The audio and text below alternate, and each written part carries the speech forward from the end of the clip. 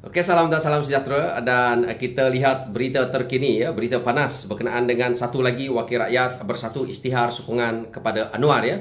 Dan saya lihat di sini ahli parlimen daripada Tanjung Karang, Datuk Dr. Zul Kafri Hanafi menyatakan sokongannya berkuat kuasa hari ini selepas menyadari keperluan kepada kestabilan politik dan kelancaran pemulihan ekonomi negara.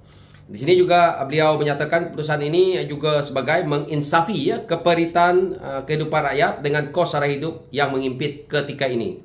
Putusan ini bertujuan untuk memastikan nasib dan pembangunan penduduk di parlimen saya terus terbela dan akan mendapat pelbagai manfaat termasuk peringkat infrastruktur dan juga keperluan setempat.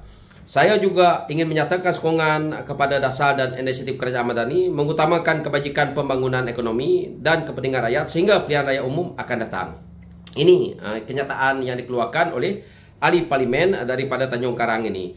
Yang mana kita lihat di sini beliau juga mengakui, ya, bahawa ekonomi kepentingan rakyat juga dibuat oleh Perdana Menteri yang ada. Dan kalau kita lihat pula kenyataan yang dikeluarkan oleh kepimpinan Parti Perikatan Nasional selama ini dan juga mereka yang menyokong kepada Perikatan Nasional selama ini jelas, ya, bercanggah. Dan di sini kita lihat bahawa penipuan, ya, dalam mereka kata nak mengambil alih kerajaan dan sebagainya, ini adalah hanya untuk mereka mengalihkan perhatian agar rakyat melihat kepada isu yang mereka keluarkan, tetapi hakikatnya adalah kerajaan yang ada hari ini kukuh. Dan kalau kita lihat, ya, penyokong-penyokong kepada Perikatan Nasional ini, terutamanya seperti blogger yang keluar kenyataan-kenyataan yang sebelum ini menyatakan kerajaan akan tumbang, kerajaan akan bertukar, dan mereka keluarkan angka-angka, mereka keluarkan senarai ahli parlimen yang menyokong kepada Perikatan Nasional itu, ternyata ini adalah satu kenyataan-kenyataan yang membohongi rakyat. Dan kita lihat hari ini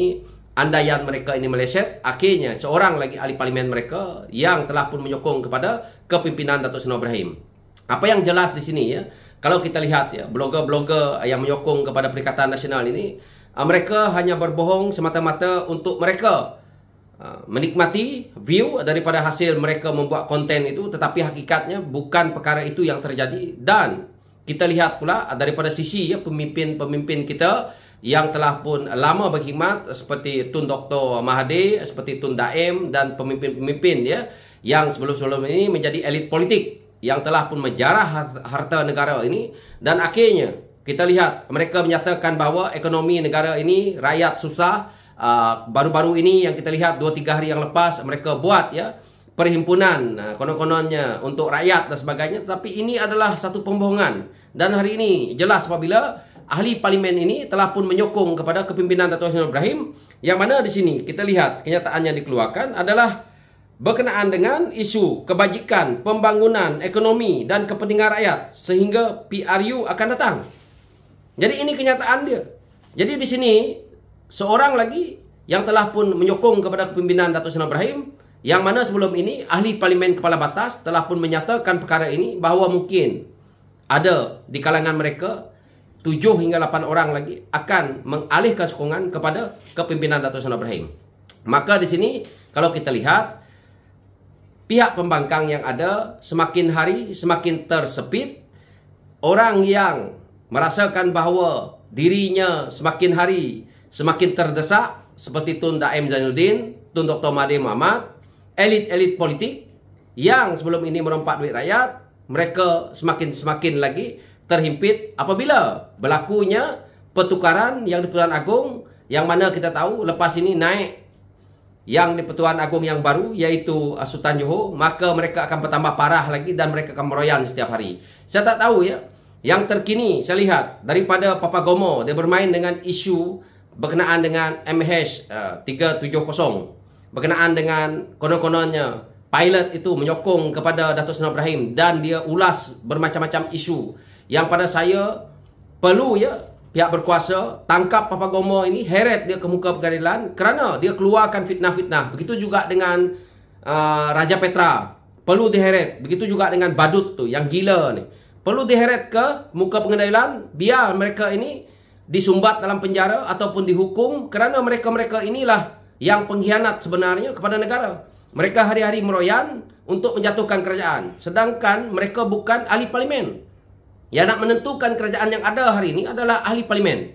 Kerajaan Malaysia yang ada hari ini, pimpinan Datuk Seri Ibrahim, hanya ahli parlimen. Dan angka-angka yang dia tertipu dekat Walaon ni, dia mengambil kira seolah-olah ya, kepimpinan Sarawak contohnya, kepimpinan Sabah contohnya, parti di Sabah contohnya, parti di Sarawak contohnya, seolah-olah akan menyokong kepada tindakan mereka. Dan mereka fikir bahawa bagaimana mereka menubuhkan kerajaan Perikatan Nasional yang lalu dengan Sarawak menyokong mereka, Sabah menyokong mereka. Tetapi berbeza hari ini, yang mana jika perkara ini dilakukan oleh kepimpinan politik di Sabah dan Sarawak untuk menyokong kepada mana-mana parti politik yang jadi pembangkang hari ini, maka rakyat Sarawak akan tolak parti itu hidup-hidup. Jadi mereka tidak faham politik di Sabah dan Sarawak, tetapi andaian mereka. Mereka fikir ahli politik di Sabah dan Sarawak itu batak ulun kepada mereka. Mereka fikir orang di Sabah dan Sarawak itu ahli-ahli politiknya paloi dan tidak tahu berkenaan dengan politik. Jangan mereka cuba untuk membohongi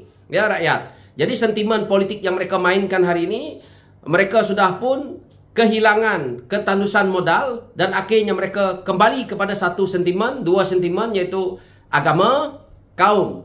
Hari ini kalau kita tengok, mereka bermain dengan sentimen kaum pula, tetapi tidak berapa menjadi. Contohnya kita lihat Badut, dia dah keluarkan konon-kononnya berkenaan dengan Malayan Union dan sebagainya. Ini adalah satu perkara yang mereka tidak habis untuk mereka belajar.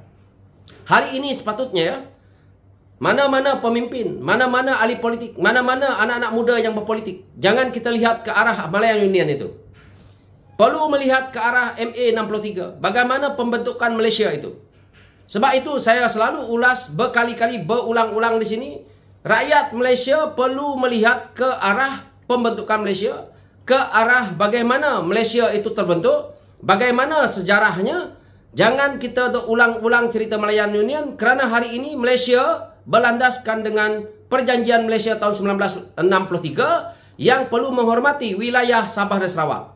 Jadi kalau cerita tentang politik, sebelum-sebelum ini saya lihat ramai anak-anak muda yang fanatik kepada PAS, yang fanatik kepada Bersatu, yang fanatik kepada isu perkauman dan agama. Mereka akan kata, anak Sarawak, anak Sabah, rakyat Sarawak, rakyat Sabah tidak berhak nak bercerita tentang politik.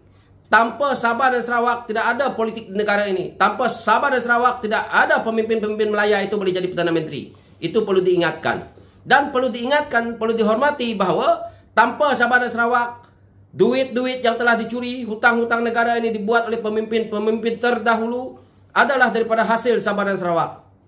Petronas yang ada di Sabah dan Sarawak itulah, minyak yang ada di Sabah dan Sarawak itulah yang menyebabkan ramai ahli politik yang konon-kononnya memperjuangkan nasib orang Melayu itu kaya raya, merompak duit itu untuk kepentingan pribadi mereka. Hari ini, anak-anak Sarawak yang telah pun belajar tentang politik, yang telah tahu tentang MA63, yang mana sebelum-sebelum ini MA63 sebut saja masuk ISA disebabkan oleh atok sang ketua.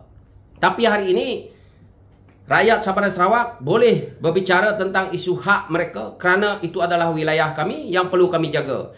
Jadi nak jadi pemimpin politik, saya nak beritahu, nak pesan dekat Papa Gomo, nak pesan dekat Badut, nak pesan dekat Salim ke, nak pesan dekat Raja Petra ke, mana-mana ahli politik yang nak menyokong kepada pembangkang yang ada hari ini, belajar dulu sejarah. Anak-anak muda yang belajar, yang menyokong kepada Perikatan Nasional hari ini, belajar dulu sejarah. Jangan cerita kalau tak tahu.